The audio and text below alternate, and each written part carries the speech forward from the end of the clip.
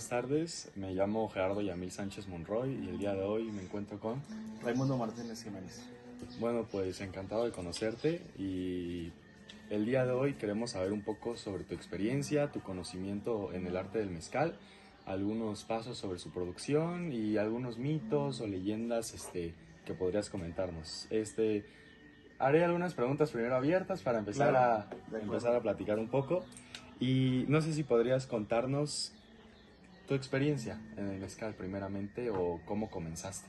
Bien, pues bueno, la experiencia en el mezcal que tengo es, en Oaxaca creo que es muy fácil tener un acercamiento previo con el mezcal, porque está muy ligado a la cultura y a la tradición de nuestro estado.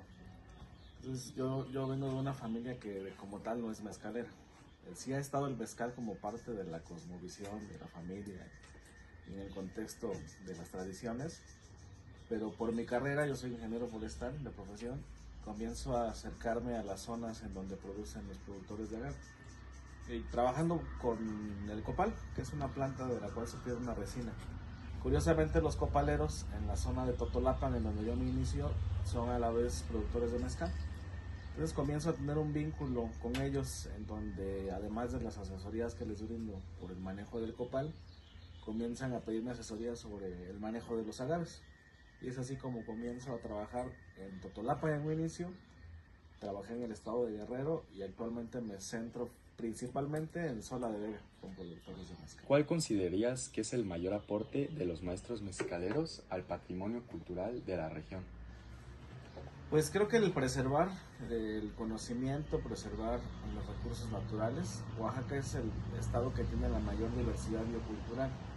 Es el estado que tiene mayor riqueza biológica de todo el país, pero también, como ustedes deben saber, es el estado que tiene la mayor riqueza de etnias, de culturas. Entonces, si tú haces una conexión entre la diversidad cultural y biológica, hay muchos conocimientos y tradiciones que están ligadas a los recursos naturales. Entonces, el mezcal es una actividad que preserva, que ayuda a preservar esta riqueza. Creo que ese es el principal aporte que pueden tener los mezcaleros. Y sobre tu método de producción, por ejemplo en Sola de Vega, ¿qué tipo de agave se utiliza principalmente? Sola de Vega es una de las zonas más ricas en cuanto a diversidad de especies de agave para utilizar mezcal como mezcal. Allá son más de 20 agaves distintos que ellos manejan para producir mezcales. El principal o por el que más se conoce es el maguey tobalá. El método de producción en Sola de Vega predominante son las ollas de barro, que es un sistema de influencia asiática, pero también está el alambique árabe, el alambique de cobre, entonces tienen los dos sistemas de producción. Ok, entonces básicamente el principal tipo de agave, ¿cómo me dijiste su nombre? En Sola de Vega es tobalá. Es Tobalá. ¿Y su método de producción es especial o es básicamente el mismo que conocemos, que podemos buscar? En general es el mismo método. Hay algunas variantes que son, eh, sobre todo por los métodos de producción. Y el Tobala es un maguey que principalmente era de recolección. Actualmente ya hay viveros, ya hay un manejo, ya se cultiva, se aprovecha, pero sigue habiendo recolección. La diferencia central pudiera ser esa. Hay magueyes que se recolectan del bosque y magueyes que se cultivan. Pero a partir de ahí los procesos son idénticos. Es el mismo tratamiento que le da el productor para procesar. Se va a un horno, se cuece en un horno prehispánico, que es un horno bajo tierra. Se muele bajo métodos manuales o apoyado con animales. Los métodos más modernos ya implican uso de maquinaria. Posteriormente se fermenta. La fermentación en Sola de Vega es natural, en tinas de madera de sabino en específico, durante 6-8 días, y a partir de ahí viene la destilación. Cuando destilan en olla de barro son dos destilaciones forzosamente, una primera destilación con los mostos fermentados y una segunda con el mezcal primario o chiche, que lo llaman ellos de forma tradicional. Y cuando es alambique, si es alambique de refrescadera, lo pueden hacer un solo paso. Si es alambique eh, común, digamos, es una destilación que es discontinua, necesitan dos pasos de destilación como en la de barro. Ok. ¿Y tú conoces algún método específico de cuidado, ya sea de bosque o de cultivo? Sí, sí, nosotros trabajamos en una sociedad de producción rural, se llama Raíces Soltecas. Esta sociedad de producción rural tiene dos marcas de mezcal, Rajabule y Andavete. Y algo que se ha decidido como parte de la cooperativa de productores es trabajar el agave de una manera agroforestal, es decir, mediante prácticas que son regenerativas, sustentables, agroecológicas, con el propósito de generar el menor impacto negativo del ambiente. Okay. Y ahora una pregunta que me intriga bastante, que es que si podrías explicarnos el papel de la fermentación natural en la calidad, sobre todo en la calidad final del mezcal, ese sabor tan característico sobre todo.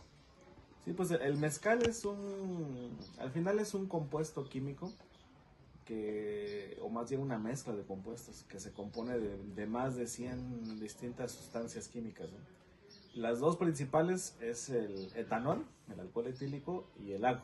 Son los dos principales componentes que forman el mezcal.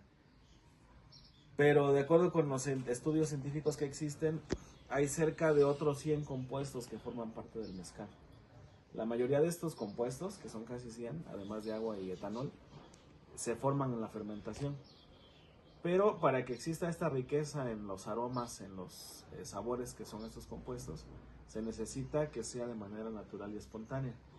¿Por qué? Porque de esta forma toda la diversidad de bacterias, de levaduras que están en el ambiente interactúan y cada familia o tipo de bacterias o levaduras van a aportar distintas notas al mezcal. Entonces, si lo haces tú de una forma más controlada, ya apoyándote de técnicas ya de laboratorio, técnicas químicas, lo que haces es concentrar la fermentación en algunas levaduras específicas y estas van a tener notas más reguladas. Entonces, si tú tienes una fermentación natural, tienes mayor diversidad de sabores y aromas. Una fermentación controlada te reduce esa gama de notas. Entonces existen más de 100. Sí. No son bastantes. Entonces, para mí, por ejemplo, de por sí ya vengo de una familia que le gusta mucho el mezcal, pues es algo característico, sobre todo de la cultura. ¿Qué recomendaciones me darías a mí para alguien que quiera degustar la cata del mezcal? ¿Qué recomendaciones me darías? ¿Qué me recomendarías? Lo primero es degustar el mezcal pues, blanco, joven, sin haber alterado en ningún momento la composición. Hay quienes de pronto comercializan el mezcal reposado en barricas o madurado con alguna planta o saborizado con frutos, pero esto pues va a alterar el sabor del destilado. Lo mejor es degustarlo limpio, cristalino, blanco, tal cual se destiló, y acompañarlo solamente con agua para que tú puedas percibir realmente las notas, los aromas, los sabores que tienen los mezcales. Y lo primero que hay que hacer pues es servir una copa que sea especializada. Ahorita les voy a mostrar una copa que es más especializada para destilados y podemos hacer un ejercicio de cata, cómo se sugiere hacerlo. Si quieres hacer una evaluación sensorial, si lo que quieres es simplemente sentarte a degustarlo,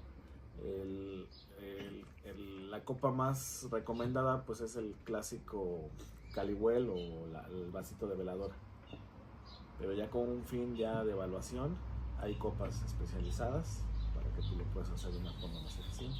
Ok, entonces ya para culminar, mi última pregunta sería que ¿qué esfuerzos hace la comunidad sobre todo para preservar las variedades silvestres de agave, como bien lo dijiste, y sobre todo en qué afectan estas acciones a la sostenibilidad del mezcal artesanal?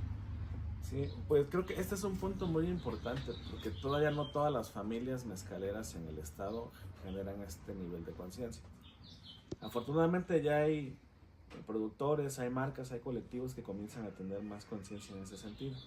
En el grupo de productores con el que trabajo, los esfuerzos se encaminan en preservar el agave silvestre. Por eso se decidió trabajar bajo sistemas agroforestales. Lo que se hace en un sistema agroforestal es que la parcela se diversifica en su uso.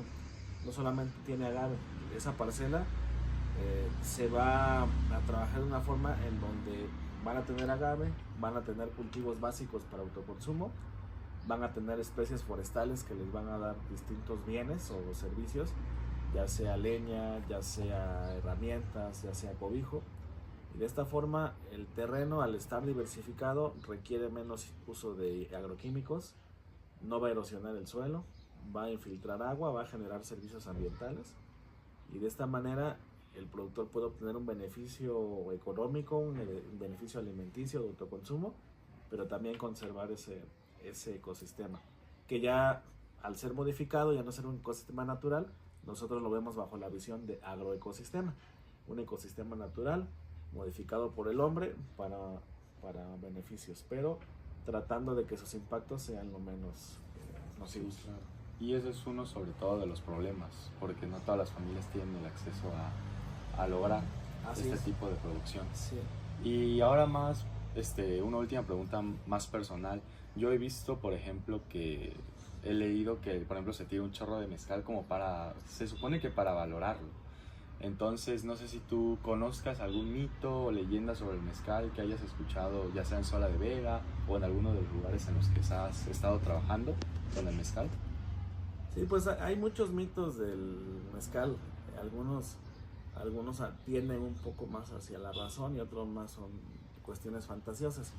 El más común que te encuentras es el de las perlas del mezcal. Cuando agitas un mezcal tradicional tiene que generar estas burbujas.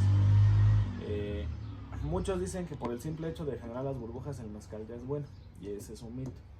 Estas burbujas que aparecen en los mezcales tradicionales lo que te dicen es la graduación alcohólica. Entonces, el que tenga burbujas o perlas no te garantiza que el mezcal sea bueno. Te va a garantizar que sea un mezcal hecho de una manera tradicional. Va a estar en una graduación alcohólica que es tal cual se degusta en las comunidades, pero no te garantiza que sea bueno.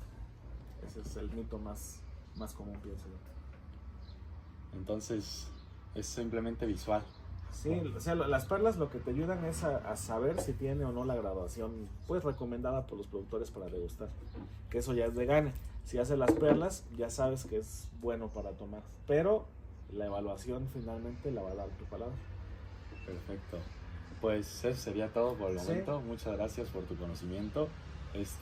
Se nota, la verdad, o sea, es muy interesante porque yo no tenía idea de todo el proceso. Es, la verdad, bastante tedioso Sí. el procedimiento del mezcal.